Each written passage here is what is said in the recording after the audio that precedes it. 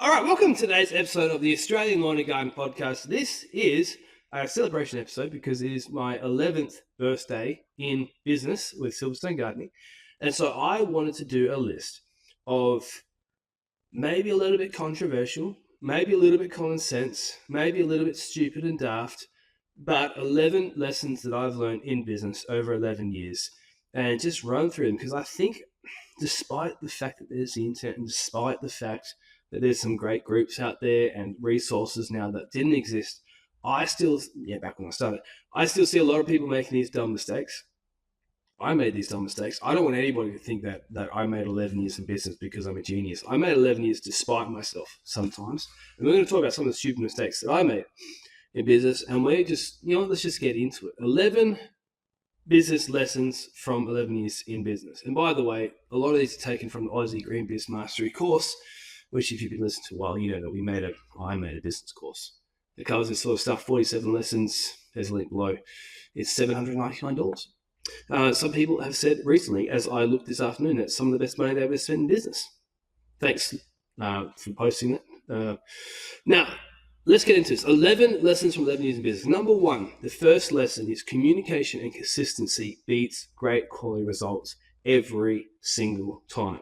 Now, that doesn't mean that great quality results aren't the focus in a business or aren't a focus in business. But what I see all the time is people get into business, and I did this too, and you think I'm a gardener or I'm a mower man or a woman, and I'm there to mow the lawn, I'm there to do the gardens. And that's the primary thing. And the communication and the reliability and the way you conduct yourself are secondary to that gardening goal. The reality is that most clients, if they wanted an amazing garden, if that's all they wanted, the reality is that they would do it themselves. They would learn how to do it, and they'd do it themselves on the weekend, if that's all they were looking for. The truth is that people who get gardening services, they're not just looking for great guidance. They're looking for great guidance where they don't have to do anything. One of the biggest things they want is peace of mind and free time. So what a lot of gardening businesses fail to notice is that what they're really doing is they're really giving people their free time back. They're really giving people some peace of mind, some time with their kids. And the way that they do that, the way they happen to do it, is through really good quality gardening services. And so one of the mistakes that I made, one of the lessons that I learned, is that if you keep dropping the ball on your communication, even if you're knocking out the park on the quality of work, you will lose clients. But if you're okay on the quality of work, passable on the quality of work, and you're knocking it out in the park with communication, you will get so much more referrals. You'll get so much more word of mouth, more opportunity. Your business will go further because at the end of the day, believe it or not, most people, and not everybody, can't paint in the same brush. And I might have done it, sound like I was doing it a little bit before. I'm not trying to. But most people are actually looking for a reliable service and that free time and peace of mind. An extension on this is still lesson number one, is one of the biggest mistakes I see people make when they start growing. They need to hire somebody. They need some help. So what do? The first person they hire is a gardener. That might be smart in some senses, but I want you to rethink that a little bit. If you're great at gardening and you're terrible at admin, odds are, if you're great at gardening, because great gardeners are hard to find, if you find a gardening employee, they're probably going to be worse than you. And so if you hire a gardening employee, you're probably going to get frustrated with them, you're probably going to struggle with them, and they're probably going to decrease the quality of work just a little bit, even if you're there. On the flip side, if you hire an administrator, there's a lot of people out there who are really good administrators who would love to work from home, love to do 10-hour weeks if they're, like, say, a stay-at-home mum or something like that, or semi-retired, and they would kick your butt at administration. And instead of hiring someone for 10-hour weeks to do some gardening with you, hire someone for 10 hours a week to do some admin with you. And what you realize is that you probably give a better quality service, you probably can raise your prices, and it comes out in the wash. You might make more money with 10 hours a week of an offsider, but you will also eventually make more money with 10 hours a week of an admin, and it's probably a nicer business to run. I'm not saying you have to do that, but consider that because, again, lesson number one, communication and consistency beats quality results all the time. The second thing, this is the second lesson, the most profitable jobs that I have found in this industry are either one of two categories: complicated services that have an element of confusion with them, or services that use expensive machinery. So what you're looking at there, the complicated services will be things like weed control, fertilization, any sort of problem solving. Irrigation fits into that. People get confused about irrigation. Lawn renovations kind of cover both. Some people get a little bit iffy about lawn renovations and they don't really know what to do, but it also involves more expensive machinery. But what you find is that people value the problem solving and they don't necessarily have the same expectation on price. So let me give you an example. Weed spraying versus weed pulling, right? If you spend an hour spraying weeds, right, especially let's say a commercial side, you could charge a lot more on average in most scenarios than you could an hour of weed pulling, because people think someone using a chemical, it's dangerous. You should be, at least in WA, you should have a license for that. So they think this person is licensed, this person has, been vetted. They know what they're doing. They're professional, and there's all these extra values that come with that kind of service. Weed pulling, anyone's 10-year-old son or daughter could do this, like your neighbor down the road could do it. So even though you could be the same person pulling out weeds or spraying weeds in the same job, people are going to value weed spraying more. And in fact, you probably are going to get more done or more benefit done for the client in an hour, depending on the situation. But people value them more. Another great example would be hedging versus mowing. Most people can mow a lawn, but they get nervous when cutting a hedge. And what they don't realize is that the same person could do the same job, but in their head, they're going to value hedge trimming slightly more, and maybe sometimes a lot more if you've got, high surfaces. You're going, what am I talking about? Tall hedges, and you need to use ladders and things like that. They're going to really value that. But even like stuff that's just on the ground, there's a level of skill and there's a level of complication, and a lot of people go, oh, I don't know if I could do that. I'm not so sure. I feel like I can push a mower, but can I do that? And so they're willing to pay 20, 30, 40, 50 bucks more an hour, sometimes more, just because of perceived value. And so one of the greatest benefits you can do is to train yourself up in weed control, in fertilization. Actually, our next podcast I recorded it earlier today, but the next podcast that's going to come out, actually, the next one might be a live podcast, but very soon we have a podcast coming out with a fertilization expert, Kevin Booth from Living Turf, and we talk nerdy, and it is so relevant to contractors, very helpful. So that'll be coming out soon. But I think that if you go down that path of product application, you can charge a higher hourly rate and you're actually doing less effort. Hedging, high hourly rate, less effort. Those kind of services. Irrigation is complicated. High hourly rate, less, irrigation is tough when you're digging a trench. But if you're solving some problems, it's actually like a lot more sustainable long term. A lot of people just go down the mowing route because it's easy, there's a lot of work, and eventually they leave the industry and they're like, oh, there's no money in this industry. Diversify into those things. The other area is there's great profit in expensive machinery if you can get the work for it. That's a big if sometimes. But my Walker MD21D or whatever it is, which is a high dump Walker, we're averaging well into the 200s per hour, sometimes $300 per hour on that machine. But the value that the client is getting that is off the charts because it's a very efficient machine. It catches, they want catching. It's a private school. The last person who was doing it was leaving the clippings around. People walk into the classroom. It annoyed them. They wanted a catching person. You have a machine like that's efficient. I believe Gianni Ferraris are in the same category. There's some Toro machines. There's a bunch of machines like that that can catch the grass. If you have clients who want it, your hourly rate can be through the roof because it's such an efficient machine that you could do the same job for the same price, but in less time. I hope that makes sense. $1,000 mow for a hectare. I'm making these numbers up, but you get the idea. Nice round numbers. $1,000 mow for a hectare might take somebody else 2.5 hours to do, and you can get it done in 1 hour. All those numbers were made up, but you get the idea. Those machines are where there's a lot of profit. The risk with that, which isn't so much a risk when applying product, is that you often need to finance these machines or put a hell of a lot of money down before you can get some work. And that's where people get nervous. So a lot of people shy away from that kind of work because they're nervous about it. When you get established in business and you have maybe a little bit of opportunity to risk that, try and work if you can, and if you're interested in that type of work, try and work towards getting that type of work, because believe it or not, you'll make so much more money in those kind of areas if you can get the work than you will simply using normal mowing equipment. Lesson number 3 is this: accountants and bookkeepers, they're actually free in a certain sense.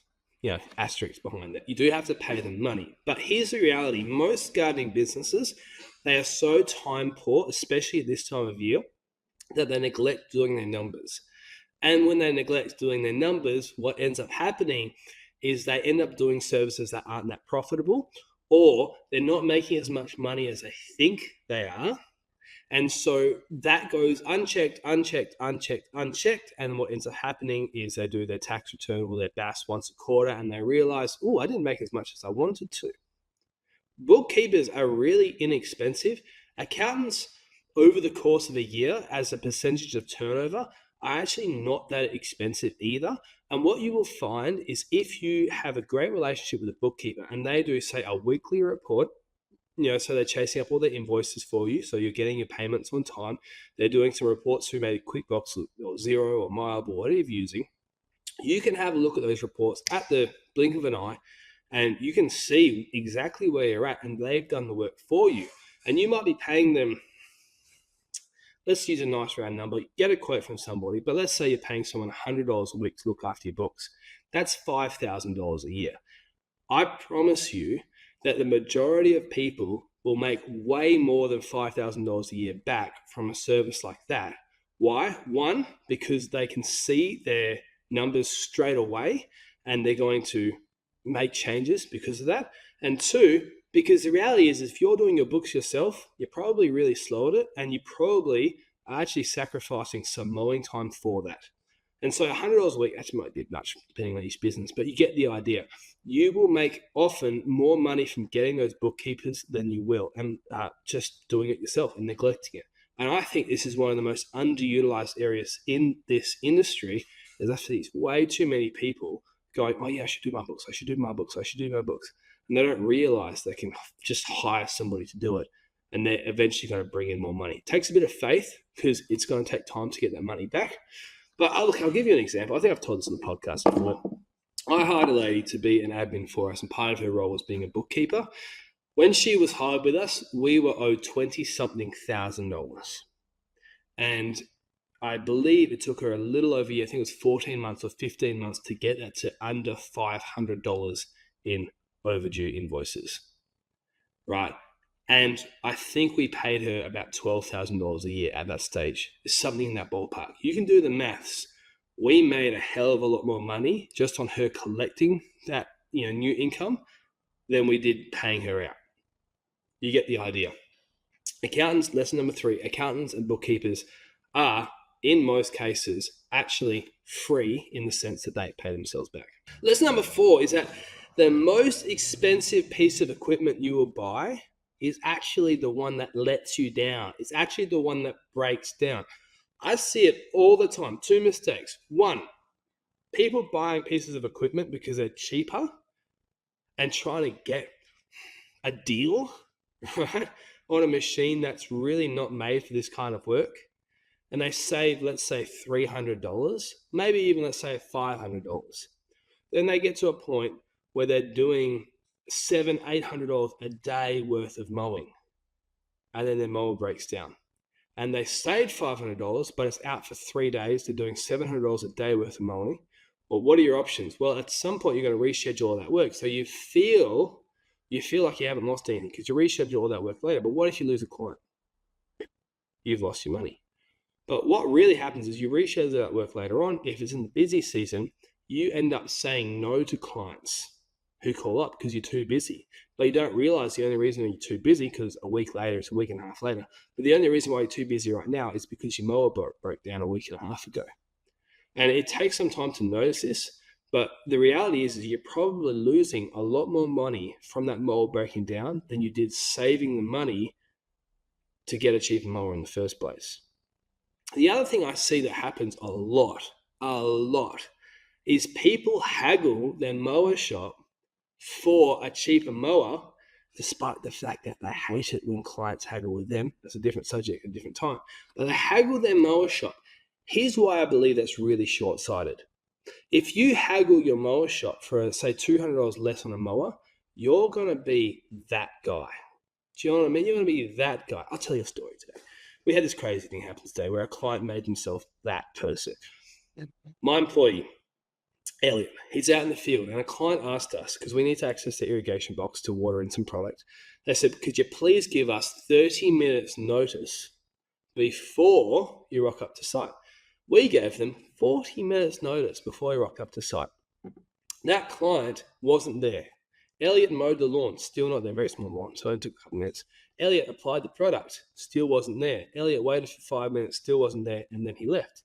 He gets to the next job, he starts the next job, and the client rocks up at the next job because we were just down the road. And they're really upset at him. It's been an hour, and they said, give us 30 minutes notice. And they sort of have a crack at him. And anyways, what's happened is that client, if you've ever been in a similar position, you know that client now has a reputation. And every time you rock up to that job, you think, oh, here's that person again, right? The reason why I bring that story up is that's exactly how mower shops often feel about people who just haggle all the time. They just feel, oh, here's that guy again. Again, man, every time this guy comes, he's always haggling, he's always looking for a deal. So you save $200 on a mower, but what happens when it breaks down? Are you going to be the person who's prioritized? No way are you going to be the person who's prioritized. Because they're like, man, you didn't fight for us, or you didn't, give us a good deal when this mower was bought. We're not going to fight for you and give you a good deal. And they might not ever say it to your face, but there might be other lawnmower businesses out there who they bring the same problem in, and the next day it's done because somebody stayed back and did overtime because they're a great client to deal with.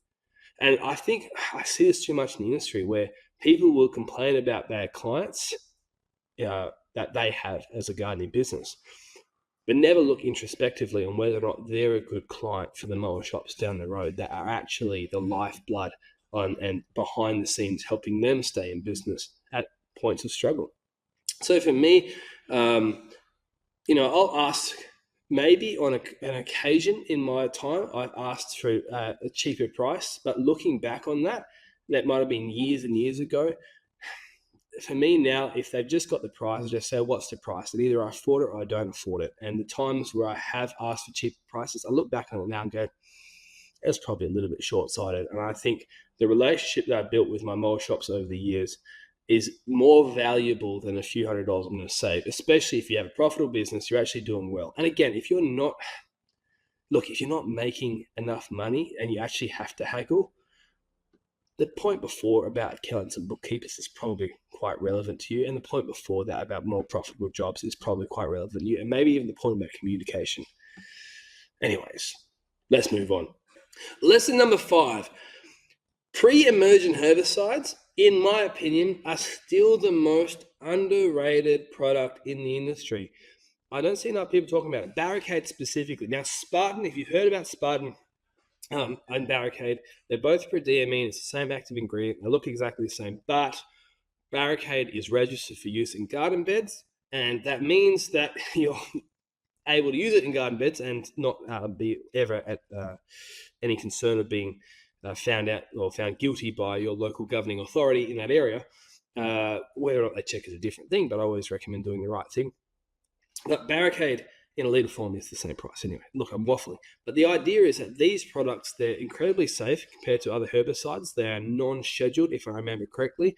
What that means is that, there's S7s, which is like dangerous poison. You need a license. You're not allowed to spray it in a residential area. You got S6s, which is your dicambra, I believe, is an S6. They're just considered poisons. Bromoxynil and MCPA were an S6. They've just been raised to an S7. Then you've got your S5s, which are things like glyphosate S5, and even below that are non-scheduled. So this is below. It's the lowest level you can be as a herbicide. So a very safe product, and it works in the soil, binds to the soil, and it prevents most weeds. I'd say about 80% of weeds for about 6 months. You could spray that for $250 an hour, and it is the best deal the client's ever got in their life because most of their weeds are going to be reduced. You pair that with some mulching, especially if you do that either right now, coming into summer, as the weed seeds are germinating. It's maybe a little bit late, but if you get in straight away, depending on where you are, the colder the climate, the probably the more chance you've got. So the further south you are, the probably more chance you've got. But if you're doing that in late winter into early spring, or if you're doing that in sort of March, April, maybe even February for the winter weeds, you're going to prevent most of your weeds. And you can then, do a couple little bit of hand pulling, all that sort of stuff. And the client's like, oh my goodness, this is amazing, fantastic. Let's get it done every year, word of mouth. All of a sudden, every year, you've got 10, 15, 20 jobs that you're charging a really high hourly rate at. Again, it's the complicated services that make you all that money. I find that I still don't see enough people talking about it. You can pair it with wedding agents. You can pair it with kelp products. If you want it, there's a link below that would support the channel. But even if you don't get it from the link that supports the podcast, just go and get it for yourself and try it out. Try it in your own garden bed and start implicating it. What's the word I'm looking for? Start using it. I don't know. Words have escaped me. Again, if you think I'm a business genius, I can't even speak properly sometimes. Anyways, I'm starting to waffle, but you get the idea. I think it is super underrated. There's a lot of value in that. Get some, try it out, start using it in your business. Let's get to the next point. Point number 6 is this. Tools matter a lot, but they matter less than almost everything else in your business. So what I find, and what I mean by this, is I see it's really common, especially amongst us blokes. I think the ladies in the industry are way better than us at this, us blokes. And I'm guilty of this too, right? What we do is we get home from work and we have this idea where we're like, I want to get this type of tool, or maybe I'm using this mower, maybe there's a better one out there. And we do all this research and we find that this mower has X amount of CCs and, the gears are really efficient or whatever it is. It's going to get me more cuts and blah, blah, blah. We do all this research, find this amazing piece of equipment to gain slightly bits of efficiencies. And we go and spend $500, $1,000, $10,000, whatever it is on this piece of equipment to get us some efficiency.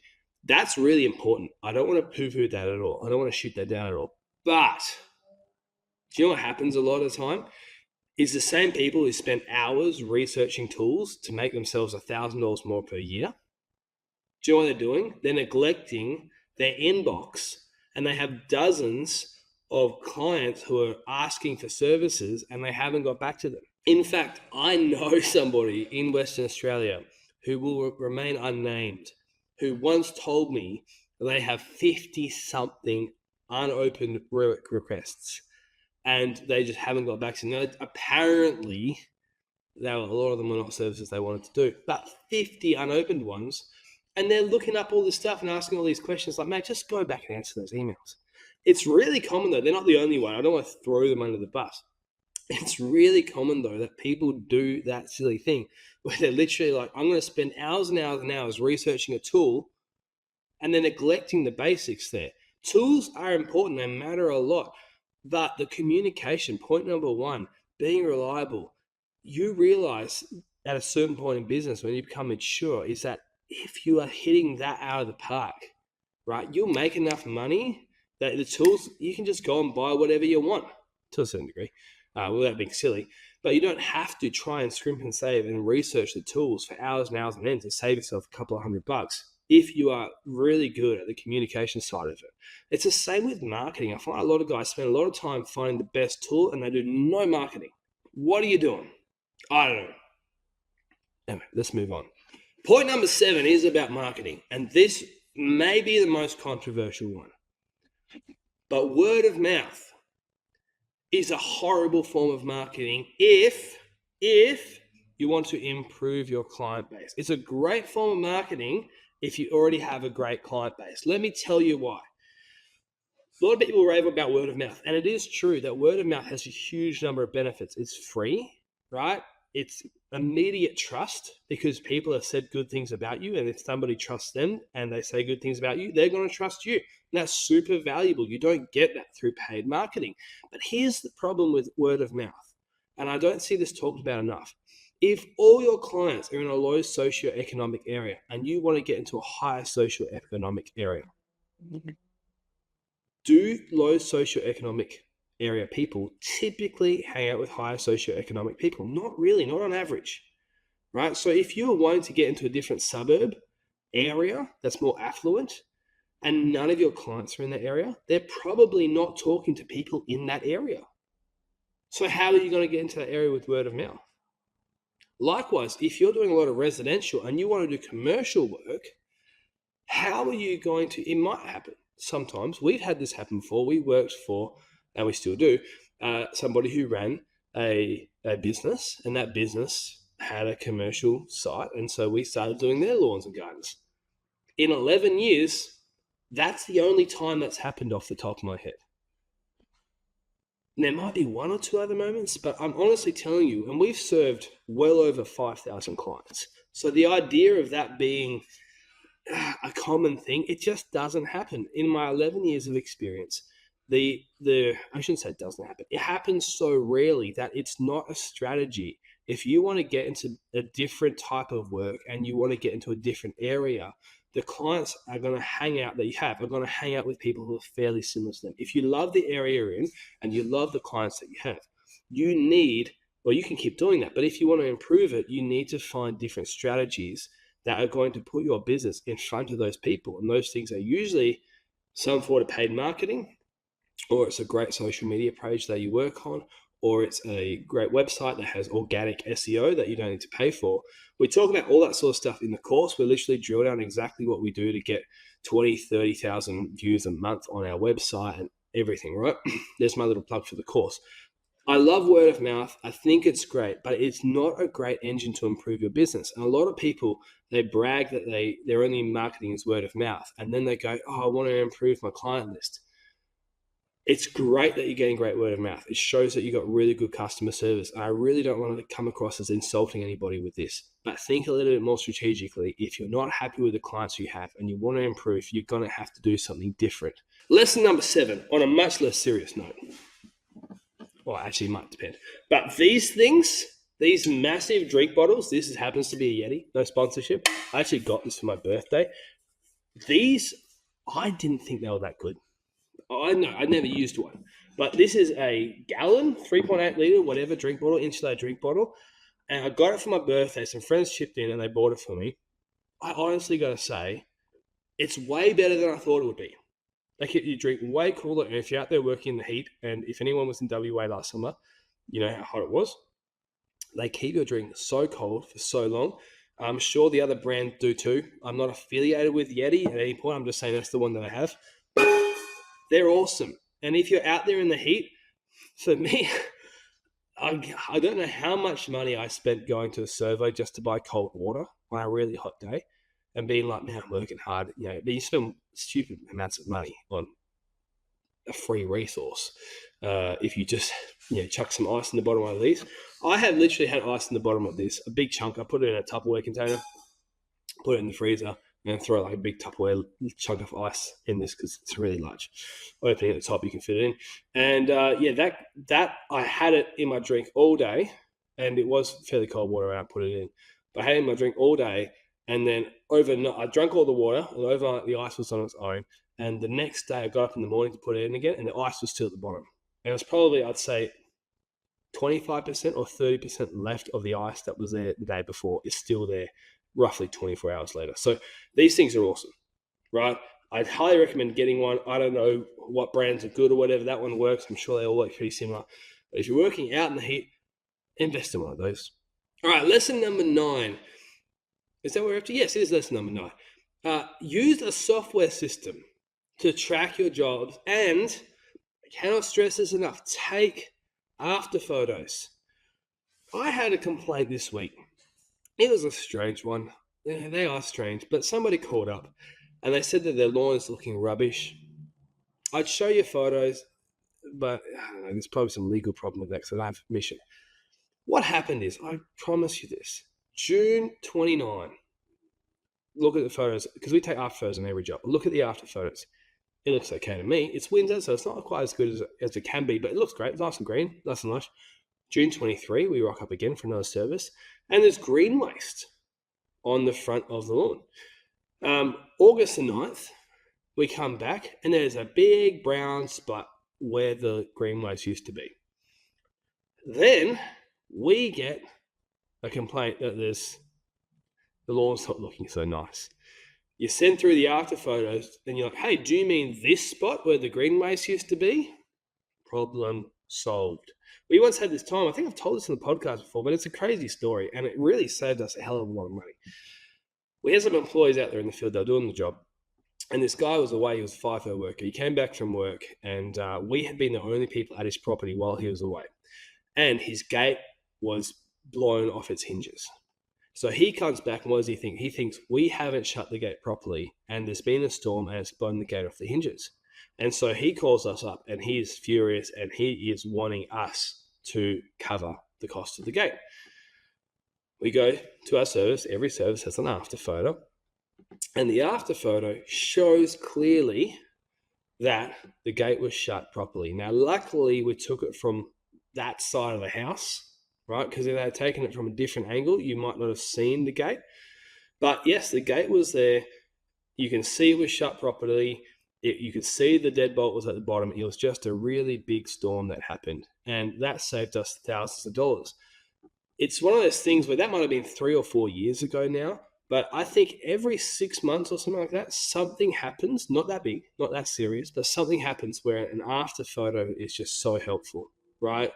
We had another one recently. We had a guy who claimed that we didn't do his service because we did a spraying service, and you can't see that the spray after it's done. It was a liquid fertilization.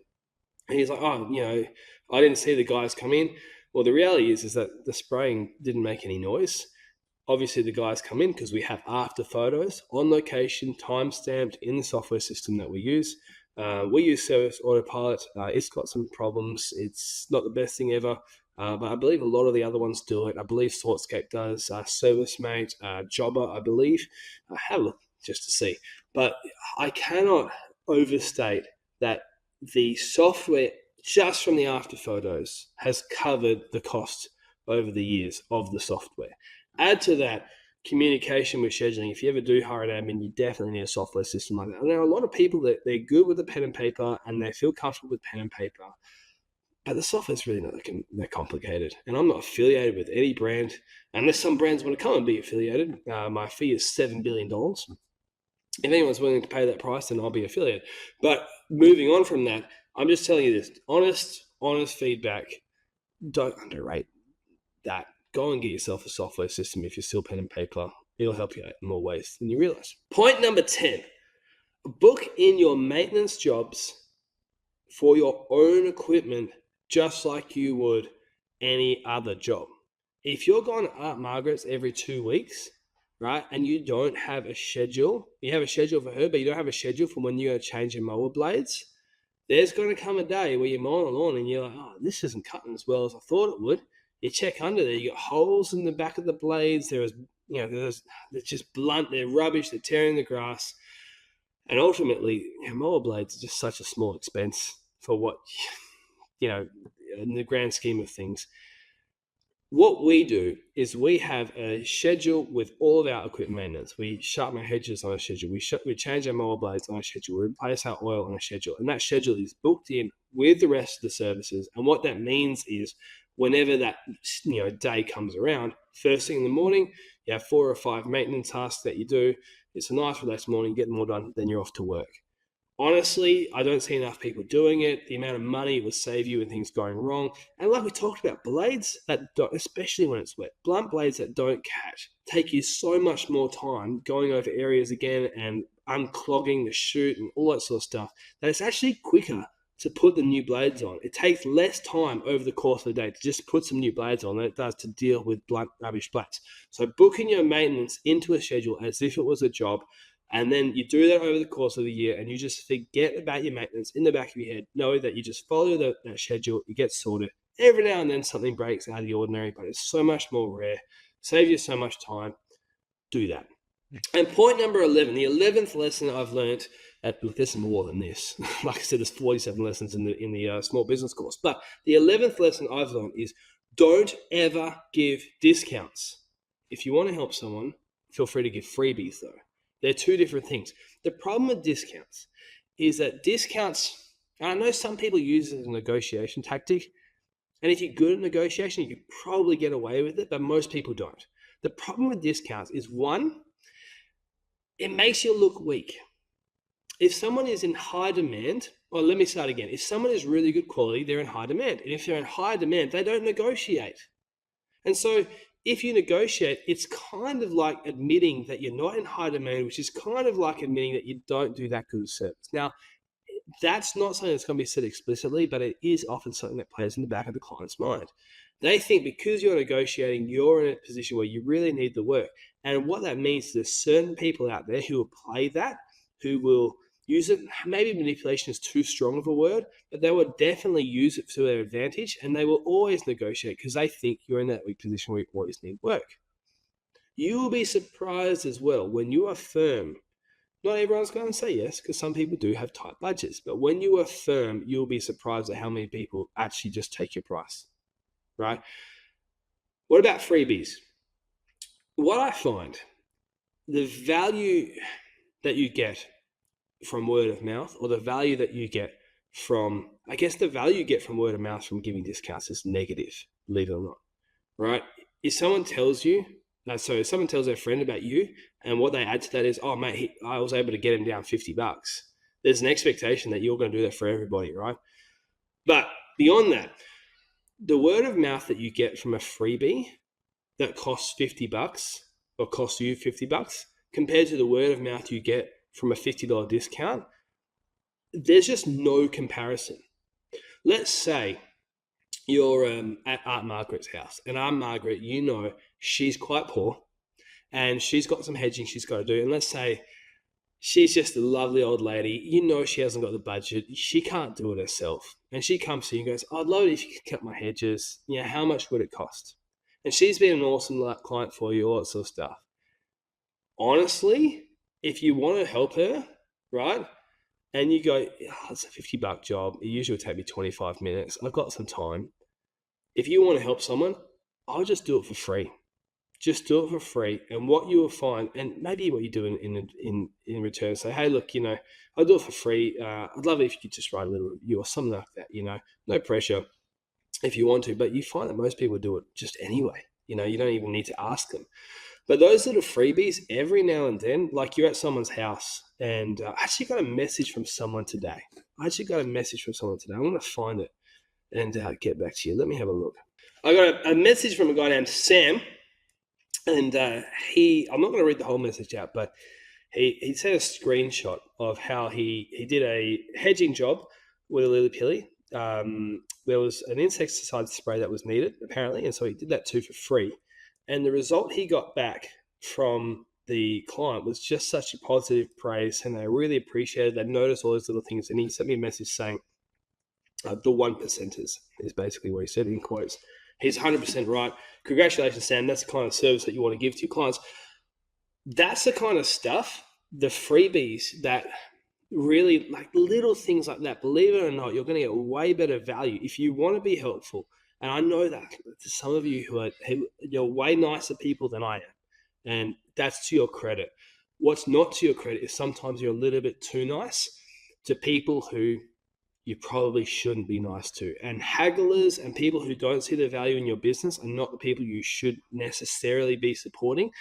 It's the people who are long-term clients, and you do stuff like that. If you want to bless someone, if you want to be a really great service to somebody, give those people freebies before you give discounts to other people. At the end of the year, in my opinion, and somebody test this out if you don't believe me, just try it out.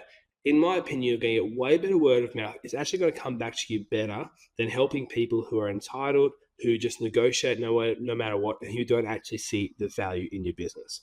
So, people, That is my 11 lessons from 11 years in business. If you've made it this far and you really like this, then go check out the Aussie Green Biz Mastery course. It is 47 lessons, kind of like this. Some of these we cover, some of these we don't. A lot more detailed into the marketing, into how to work out your pricing, how to work out pricing on big equipment, how to get you get the idea.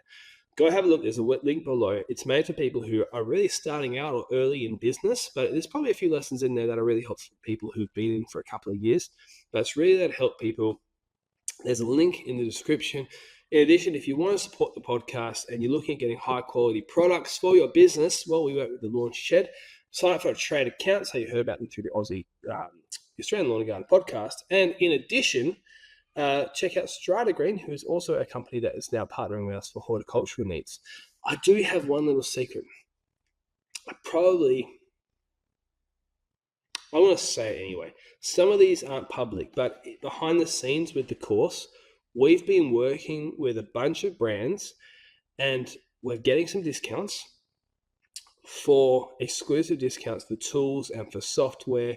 We're trying to get PPE. We're trying to get just about every single angle of business. And the idea is, and we've had a lot of really good feedback from that. I'm not going to be able to announce exactly publicly. I've told some of the group people some of the discounts coming, but you will see soon, we're going to post it on the website soon, maybe in a month, that there will be, I can say we have written agreements for this now, just they haven't been set up, but there will be more value in discounts from world-class brands with tools, software, things like that, than the course costs itself. Does that make sense?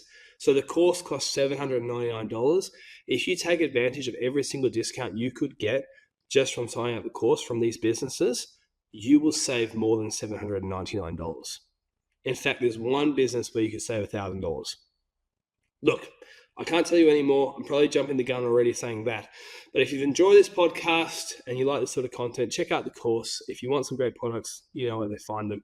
And I'll see you in the next podcast.